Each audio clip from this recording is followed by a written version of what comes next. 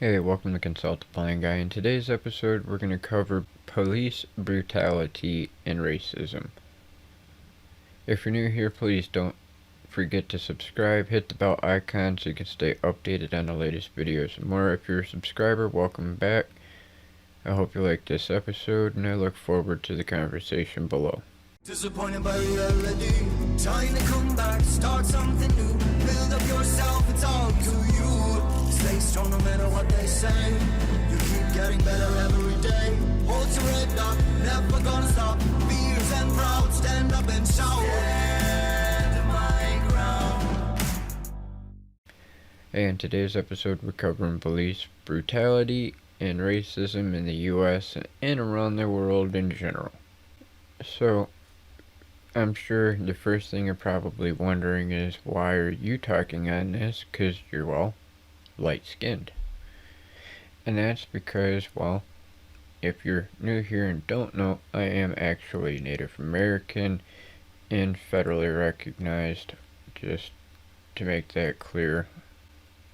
And I feel it's kind of my responsibility to touch base on this when stuff like this happens, because we have to start somewhere on fixing this problem. As you've seen in the thumbnail to this video, there's 7 faces and they have a question. What do all these people have in common? Have you figured it out? They've all been killed by a cop or multiple cops, either by hand, or shot, or tased, or run over. There is a multitude of police brutality and police deaths while in custody or attempting to arrest. And it's not just one specific race that faces this problem, but everybody that faces this problem. Doesn't matter the color of your skin, everybody faces police brutality. And because of police brutality and deaths while in custody or during arrest, like most recently George Floyd, there has been more frequently protests and looting and rioting.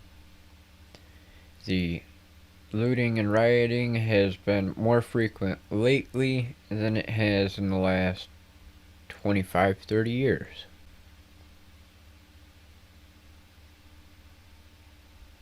And in fact, I'd like to think the last time I seen a riot and looting would have been back in the early 90s. Anyway, there is a right way to protest and there is a wrong way to protest. Here is an example of, most recently from my hometown of Grand Rapids, Michigan, an example of a wrong way to protest.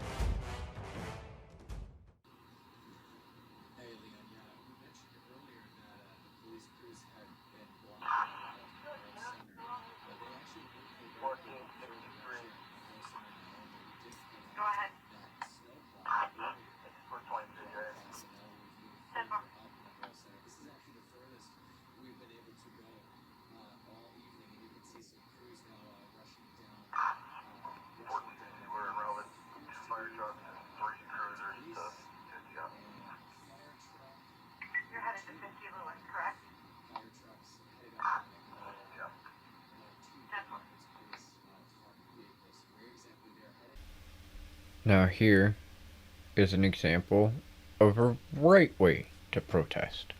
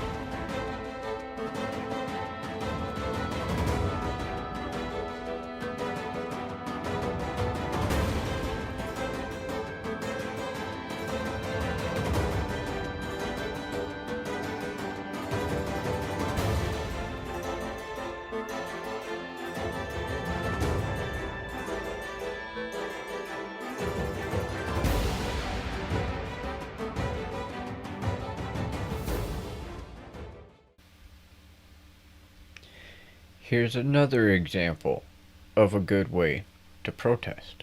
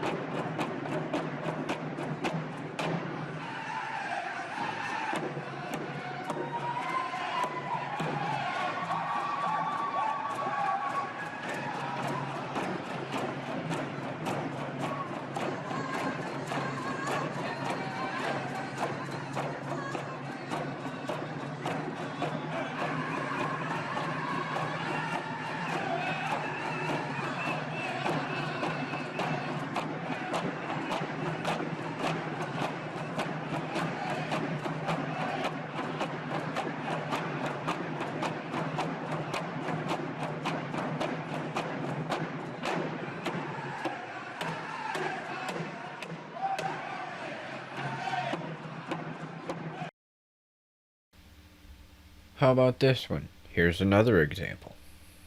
And what was did to me was called a racial hate crime. I, I, I, I am blind, I was unable to help myself. I don't know whether it was done in surgery. If it was done in surgery, well then there was not only a doctor there, but there was several nurses, and if a doctor did that, well the whole staff was in on that. But if it was done in intensive care, I had a male nurse that used the F-U-C-K word on me, telling me that if I didn't shut my F-U-C-K mouth, that he was going to come over and shut it for me, because I was asking for pain medication when I woke up in intensive care, because that open heart surgery was the most painful that I ever went through in my whole life. I went through several surgeries before, but nothing like that. And if that guy didn't do that, that male nurse, but it doesn't matter who did it. The Ku Klux Klan have members in high class society too. There's businessmen, and there's lawyers, and there's doctors and nurses, and they all belong to the Ku Klux Klan, and they're really active. The only thing I can really say good about, there's a lot of white people that are good around there too, but this one woman that come to me who told me that I was to be discharged, saying, are you Vernon Traversy? And I said, yes. And she said, well, what's your date of birth? And I said, 6/12/43. And she said, well, she came around my bed and she was massaging my head and my shoulders, and I was in a lot of pain, so I appreciated that. And she said, are you being discharged tomorrow morning to go home? And I said, yes, I'm looking forward to that. I said, I don't like being in this hospital. I said, I would rather be home. I don't feel right in this hospital. I said, she said, well, they did something to you, and she said, I don't like what they did to you. I don't appreciate what they did to you. She said, I'm going to tell you something, and I want you to carry forth, do this as soon as you get home. She said, have somebody with a camera take a picture of your front torso and also your back too, she said. And do this as soon as you get home. The hour that you get home, start looking for somebody to take pictures of you. She said, if you can, well, make arrangements now over the phone. But I couldn't. I didn't know anybody that had a camera, and I was in pain. But I came back on a Thursday night, 6:30 in the evening, from the hospital van, and I went to bed. But the next day, that same evening, my white girlfriend called this West Winds Health Care up in Timberlake that's been taking care of me for the last 15, 20 years, and told them I needed my medicine box and my syringes filled because I'm blind, can't do it myself. And my friend is, her hands are like claws. She's shriveled up with severe arthritis, and she can't even hold on to a pen to write, but she's still trying to take care of me, still doing whatever she can for me.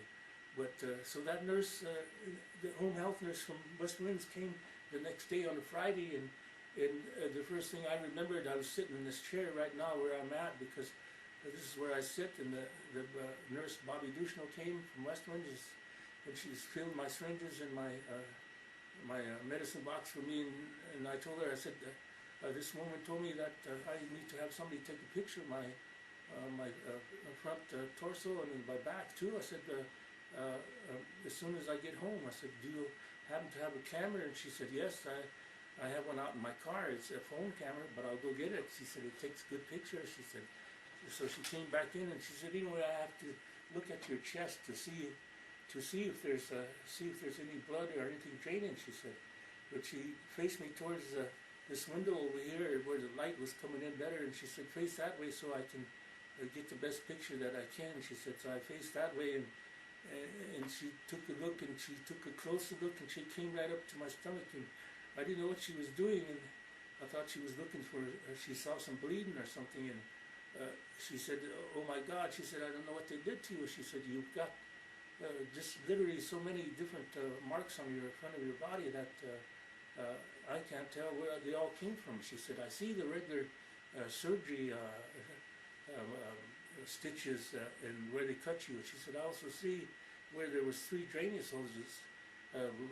What we knew, they told us about that. She said, to check them, but there's no drainage, and those drainage hoses are closed. And she said, the only thing is these other scratches all over, like somebody took a knife and just went haywire, and used something sharp, and there's 3 3 letters on your stomach, and they're kind of reddish, like they're trying to bleed a little bit. She said, and she said 2 are definitely K's, and the third one is probably a K too, but it looks sort of like a G. But I think it's, when I look close at it, it's a small K. But she said, I got to take this up to the hospital, the In and Health Service hospital, and show somebody up there. I can't take this myself. She said. So she said, I'll take these pictures up and show them, and I'll be back in a few minutes. So she went and took those pictures up there, and she was back in 15 minutes. And she said, well, they want to see you up there. They don't believe the pictures. They want you up there stat right now, so I'm going to take you up there. She said, but before I take you up there, they said to call the tribal police and to have the tribal police come over and take pictures and make a statement to the tribal police as to how you got those. And she called the tribal police, and they came over, and they took pictures, and one of them said, well, Vern, it looks like you got a knife wound on your left side, and it looks like it penetrated into your organs. He said, you've got to go up to the hospital. We've seen knife wounds before, and that looks like a knife wound. We deal with knife wounds every day and every night, and that looks like a knife wound, and you could be in danger. So you go up to that emergency room, and I said, I'm on my way, because they want to see all these, they want to see me, they want to see all these marks. And so they said, what kind of a statement can you make? And I said, the only thing I can say is that I had surgery in the Rapid City Regional Hospital, and I came back last night, and this woman told me to have somebody take pictures of me, and I said, I told the nurse, and she took pictures, and then she took them up to the hospital, and they want to see me. I said, they don't believe that somebody would mark me up that bad, but they don't believe that somebody would put letters on my stomach either. And to me, at first, it looked and sounded like somebody took a branding iron and branded me. There was 2 K's. That it looked like the only way you could accomplish it was through some sort of if it wasn't a knife that was used on me, there's some sort of a heating instrument, or maybe a little homemade branding iron or something. So it penetrated my 3 layers of skin and went down into my flesh, just like a brand would. And I could have those marks on my stomach for the rest of my life. And I also have those in my spirit, because nobody wants to go to heaven looking all beat up and stuff, you know. The people have respect for the elders here on Chine River. People have respect for the elders, but this Ku Klux Klan hate us because I'm helpless. Why they took advantage of me, and they're trying to say that the tape did it, or that I had some kind of infection because I have diabetes. But I never had any infection. The nurses checked me all the time, and I never had any tapes on me when I woke up or nothing. And there's no tape that can make perfect letter K's. There's no way in the world that somebody could take something and make perfect letter K's except with some sort of a heating instrument or branding instrument. I was wondering why I was in so much pain in addition to the other pain that I already had. And that was one of the reasons why, because somebody literally branded me. And it has to be the Ku Klux Klan working in that hospital. And that hospital isn't going to do nothing about it. They're laughing about it, and I guess they told my attorney, they said, he should be glad we saved him. And I said, did they save other people too? I said, but was it necessary to put 3 K's on my stomach to brand me with 3 K's to save me? I said, they didn't need to put 3 K's on my stomach to save me. They didn't have to do that. I said, I went to that hospital, I trusted them, depended on them. I said, if I can, I'm never going to come back to this hospital again. I said, I'm scared of that place. I never want to go back there. Now I have no place to take care of myself. I have to go. I wanted to go to Sioux Falls Heart Doctor, but it's too far. They said, and they sent me to Bismarck, but it's just too much. And I terminated my contract with my. Can you give me a paper towel, please? I terminated my contract with my attorney, and the way I got my attorney was I was calling people around before I had an attorney, and I don't know what to do. Doing things like this here only cause more chaos and issues. All it does is create more money that has to come out of your pocket as a taxpayer. All it does is create more racial tension and more issues and more police brutality, because now they're going to use that as a reason to use force. If you can stay nonviolent and keep from destroying private property or public property, you have less likely of a chance to be shot, be it by live ammunition or by rubber bullets, bean bags, or tear gas. This is not just a Black Lives Matter issue, this is an all races issue. Native lives, black lives, white lives, Hispanic lives. Everybody across the board faces police brutality, not just here in the US, but Canada, Mexico, Africa, Europe, Asia, everywhere. And it is easier for us to go about this in a more sensible way than going out and creating chaos and violence and destroying things, which is going to end up getting you shot, most likely these days. Create a petition, get it signed, circulate it. Create a protest in silence. Link arms, walk down the street. Don't destroy anything. Make banners, flyers, signs, whatever. March down the street screaming all you want. Just don't destroy anything.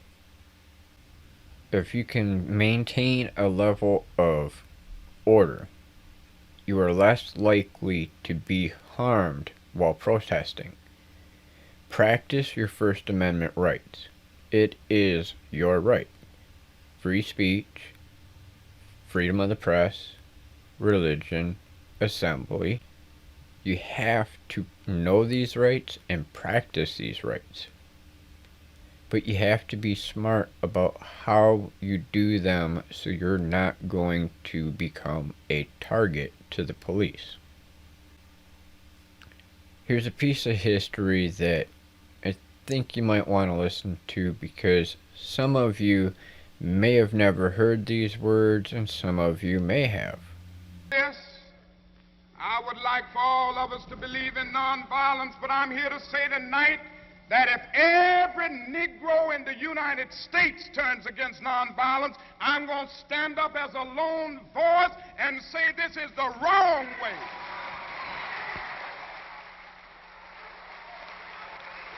I will never change in my basic idea that nonviolence is the most potent weapon available to the Negro in his struggle for freedom and justice. I think for the Negro to turn to violence would be both impractical and immoral. There is an increasingly vocal minority who disagreed totally with your tactics, Dr. King. There's no doubt about that. I will agree that there is a group in the Negro community advocating violence now. I happen to feel that this group represents a numerical minority. Surveys have revealed this. The vast majority of Negroes still feel that the best way to deal with the dilemma that we face in this country is through nonviolent resistance. And I don't think this vocal group will be able to make a real dent in the Negro community in terms of swaying 22 million Negroes to this particular point of view. And I contend that the cry of black power is at bottom a reaction to the reluctance of white power to make the kind of changes necessary to make justice a reality for the Negro. I think we've got to see that a riot is the language of the unheard. And what is it that America has failed to hear? It has failed to hear that the economic plight of the Negro poor has worsened over the last few years. How many summers like this one do you imagine that we can expect? Well, I would say this: we don't have long. The mood of the Negro community now is one of urgency, one of saying that we aren't going to wait, that we've got to have our freedom. We've waited too long.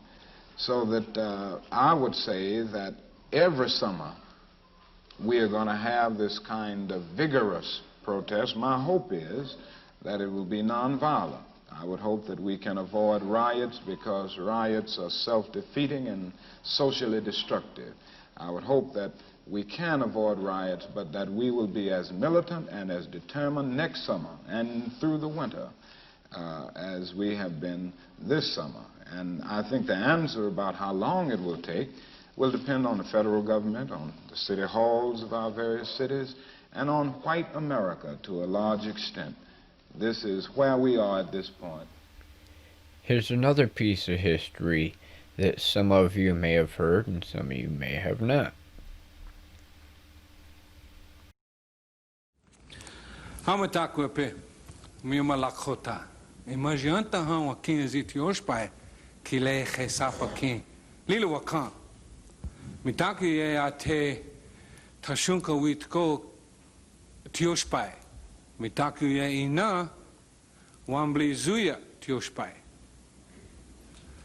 This is a traditional greeting of my people that I am bound to give, albeit it's a short version. What I said in my own language translated into English thusly. Hello, my relatives. I am an Oglala Lakota, and I come from our very sacred holy land, the Black Hills, where Yellow Thunder Village is. My mother is from the War Eagle clan, and my father's family is from the Crazy Horse clan. This greeting is to this day the way all Indians throughout the nation still greet one another, those that still know their culture. This is the only way we present ourselves to one another that is acceptable. We tell you who we are, where we are from, who we are from, our clans, and we do this without ever saying our name. Anything less would be an insult to you and to my people. Senators, my morning prayers to the great mystery always include you and your colleagues in Congress, as well as leaders in all governments. It is an honor to come before you as a spokesman for my people, the American Indians of the United States of America. In these United States of America, this great country of ours, we American Indians, we can be anything we want to be, except American Indians. And that is created by the laws of this nation and condoned by its subsidiaries, the so-called tribal government, and designed for the Indian to fail, to be expendable, to be eliminated. I take you back in your history. After the American Indian hostiles had been subdued and forcibly confined to Indian reservations, it took approximately 30 years, one generation, for us to adjust and become economically viable, contrary to what the anthropologists say and what we even ourselves are taught as Indian people. However, allotments were made smaller, our remaining lands were open to homesteading, and we were forced into reducing our livestock. Nevertheless, we made the adjustment again in less than half the aforementioned time, 15 years, and become economically self-sufficient again. But once again, the American Indian was forced into reducing our livestock. The boss farmer concept was instituted. We were told what, when, where, how much, and how little we could grow. This applied to agriculture and our livestock. Again, we recovered in a time span of approximately 15 years. We were so successful in our third recovery that the American Indians enjoyed the finest of economic times, while the rest of the industrialized world was wallowing in the Great Depression. It was then that President Roosevelt introduced the Howard-Wheeler Act, better known as the Indian Reorganization Act, the IRA, which institutionalized the so-called tribal governments, which are not one of our institutions, and it is still foreign to us this very day. We have yet to recover. 45 years later, the IRA, Indian tribal governments, on their own initiative, began renewed efforts at reestablishing their sovereignty focused on the oldest profession of American Indians. That's gambling. Bingo and other gaming operations has been, without exception, a proven initial success. Failure through mismanagement, politics, or litigation has been less than 15%, showing a better than 85% success rate. The new Indian-sponsored gaming industry on reservations dwarfed success ratios of any and all other non-Indian industries in America. Gaming operations have proven to benefit the revenue gathering of all governments, be they county, state, or Indian reservation. With regulation of bingo and gaming by the Congress, we are experiencing repetition of history. One shouldn't remedy success. The results? The United States government, through Congress, once again intervenes to regulate a proven success in violation of all basic and fundamental rules of economics and totally contrary to all laws of capitalism. American Indians are human beings. We are supposed to be citizens of the United States of America. We fought in your wars in other countries. Our Navajo Nation code talkers served and saved this nation in World War II. We have the inalienable right to joint venture with whom we choose, as long as we do not harm nor commit fraud upon anyone. There is no piece of evidence anywhere that proves Indians ever conspired with criminal elements to establish bingo. The Bureau of Indian Affairs, the infamous colonial office of the Department of Interior, and the initiator of sleaze in government, has been regulating contracting on Indian reservations since 1824. This fact alone should convince and teach every student of government that regulation of commerce and enterprise does not work. In fact, it only produces the opposite result. Graft and corruption is rampant to the contracting auspices of the BIA and its surrogate tribal government. Indian front contractors bid for and receive government contracts only to proceed to build shoddy, dangerous bridges, buildings, schools, roads, and dams. The Indian is the scapegoat when there is a failure, and is always the one indicted. Contracting on reservations has proven historically to breed and feed corruption within the BIA and now the tribal governments. Within the past 2 years, I personally have attempted to assist 7 Indian reservations located in the Southwest, the Northwest, and the Northern Plains, to no avail. The investors I represented were from various groups interested in establishing banks, resorts, Indian-owned public relation firms, factories, fishing ports, and international trade.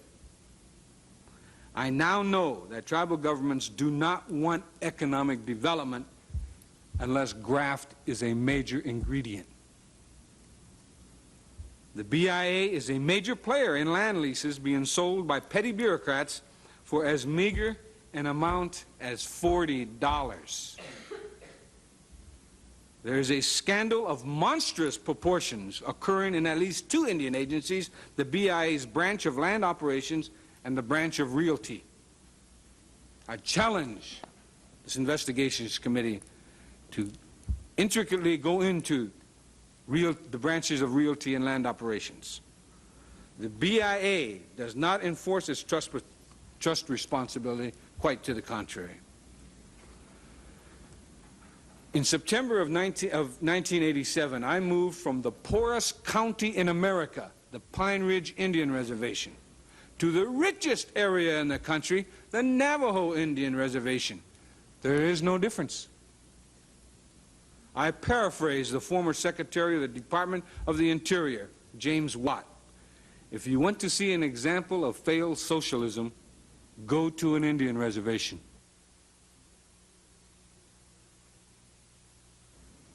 The poorest and richest reservations in our nation suffer from identical problems: mismanagement, a bloated patronage system, no checks and balances, and tribal governments' waiver of sovereignty in order to initiate debt.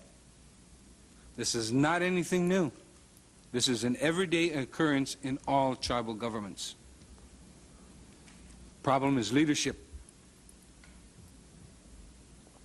In this case, it is the lack of leadership. Ironically, everyone, including you senators, referred to the allegedly elected tribal officials as leaders.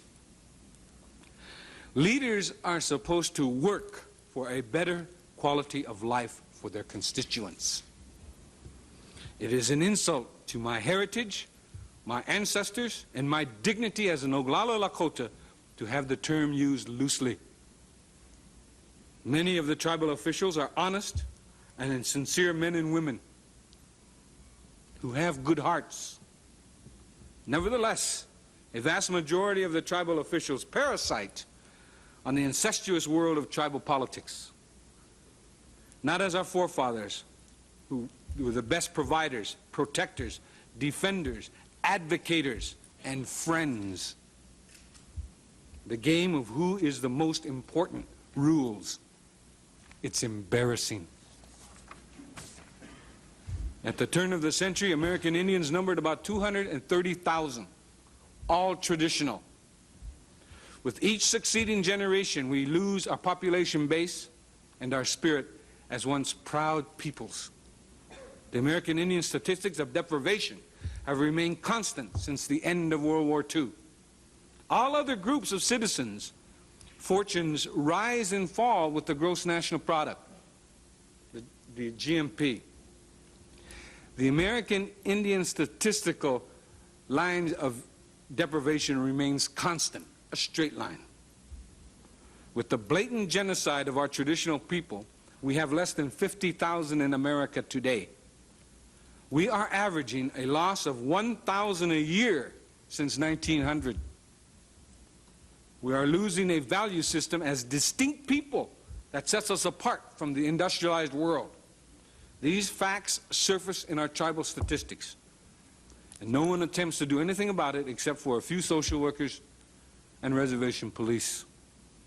This new statistical horror is women and child abuse. Child sexual abuse is epidemic on Indian reservations, and all you hear are whispers. This abuse can be directly attributable to the schools on the reservations. Education in the BIA, public, the contract, and missionary schools do not teach positive values from non-Indian culture, and in collusion with the BIA, certainly do not allow Indian culture and values to be taught. The fact is, educators continually denigrate American Indian traditional lifestyle as primitive, dirty, and without any redeemable virtues. And the tribal councils condone it. Needless to say, every time the U.S. government has interfered with American Indian lifestyles, it has been proven to be disastrous. In the 1960s, legal services were implemented on Indian reservations. It was a boon for the people. Tribal officials all of a sudden were held accountable. Legal services stepped in, and lo and behold, tribal courts had power to the power of attorney for the people.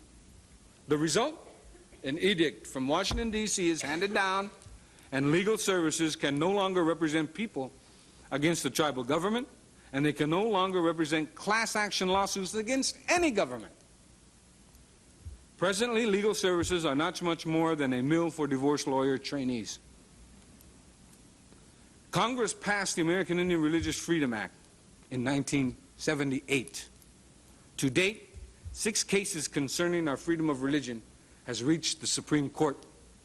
We lost every one of them.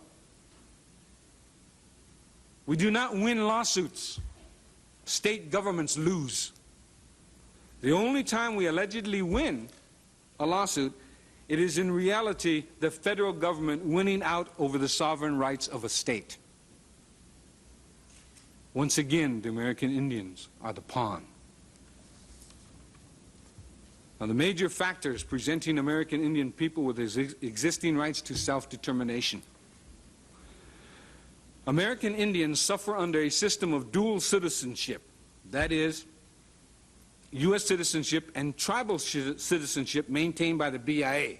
Only Hitler did that. The dual citizenship is a major obstacle in the free exercise of individual and tribal sovereignty.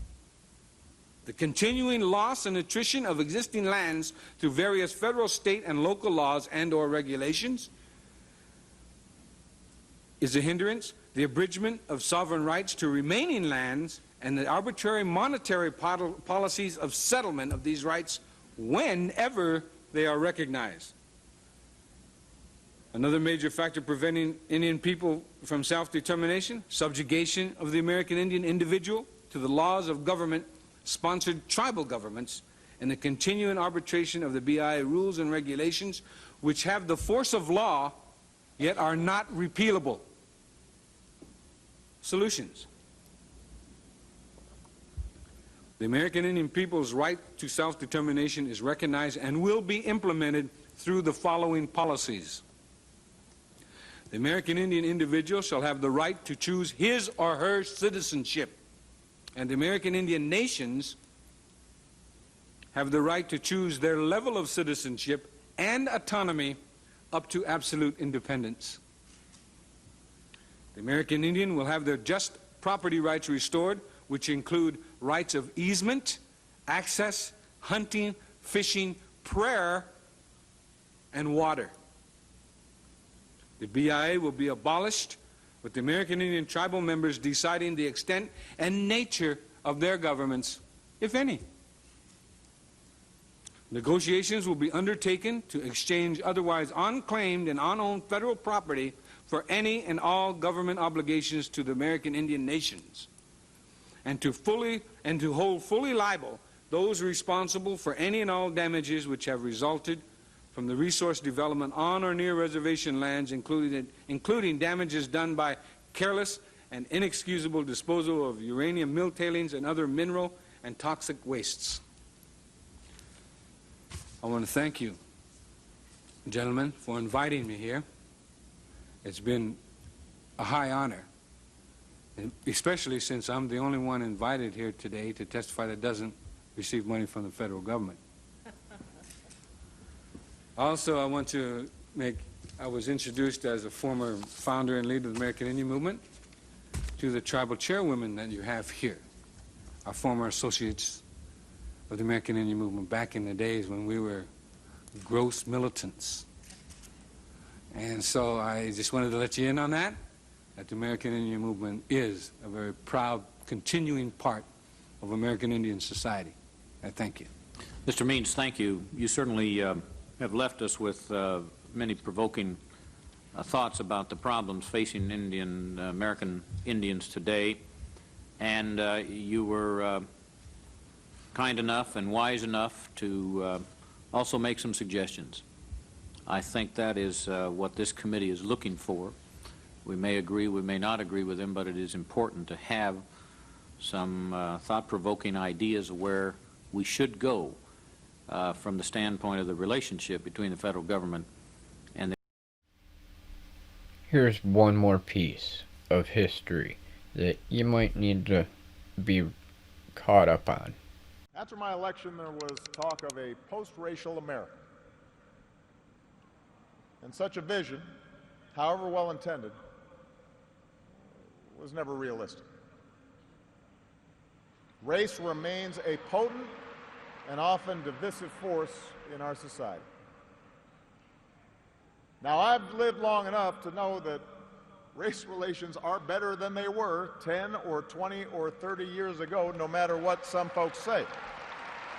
You can see it not just in statistics, you see it in the attitudes of young Americans across the political spectrum. But we're not where we need to be. And all of us have more work to do. If every economic issue is framed as a struggle between a hardworking white middle class and an undeserving minority, then workers of all shades are going to be left fighting for scraps while the wealthy withdraw further into their private enclaves.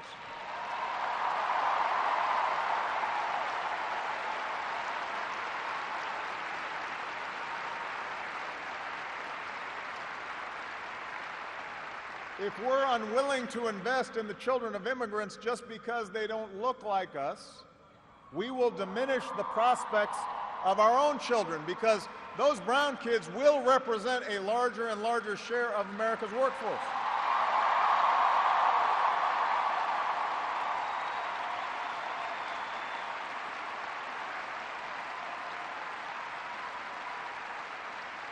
And we have shown that our economy doesn't have to be a zero-sum game. Last year, incomes rose for all races, all age groups, for men and for women. So if we're going to be serious about race going forward, we need to uphold laws against discrimination in hiring and in housing and in education and in the criminal justice system. That is what our Constitution and our highest ideals require. Regardless of the station that we occupy, we all have to try harder.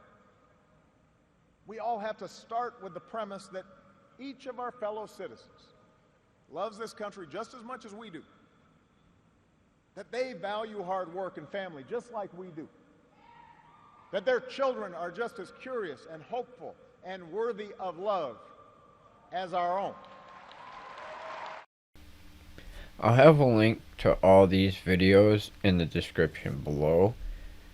Now, if that doesn't jog your mind to start get flowing on how long this issue has been going and how it's been going, then maybe you should take a look at those speakers a little bit more and see some of the things that they've done in their lifetimes on this issue. Now here's a little bit of more recent history on this subject. Alright, now I want to read you something here because this might help shed a little bit of light on this matter. Again, the link to this will be in the description below so you can read the full article. I'm just reading the preface to the article. Native Americans aged 20 to 24, 25 to 34, and 35 to 44 are 3 of the 5 groups most likely to be killed by the police. Let that sink in. Native Americans 20 to 44.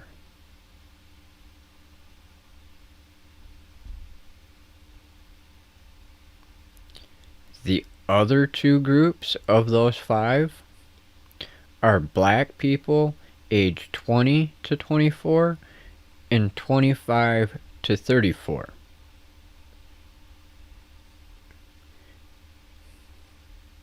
Making them 5 groups more likely than any other racial group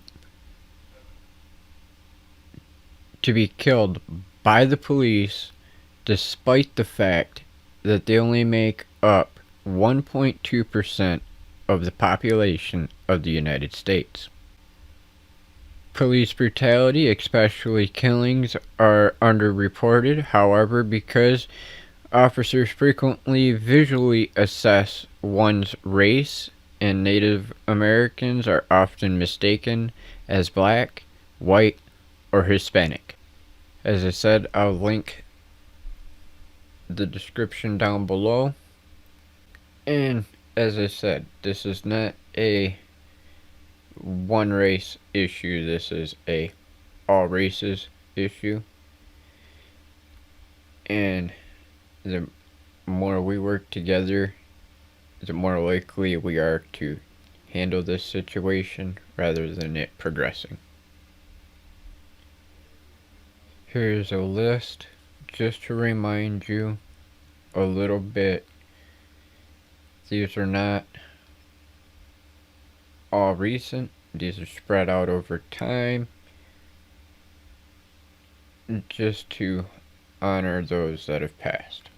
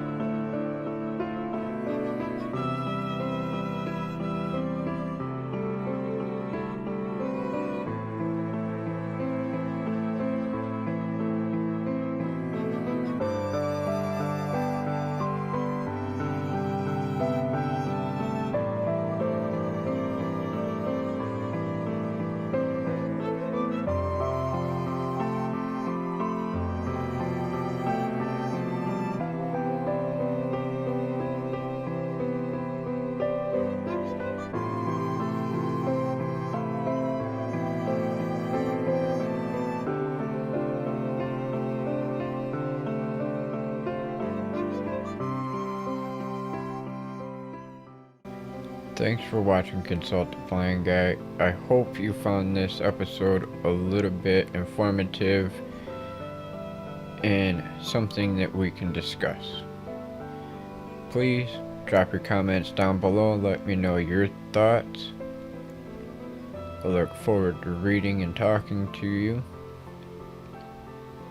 If you're new here, please don't forget to subscribe, hit the bell icon so you can stay updated on the latest videos and more.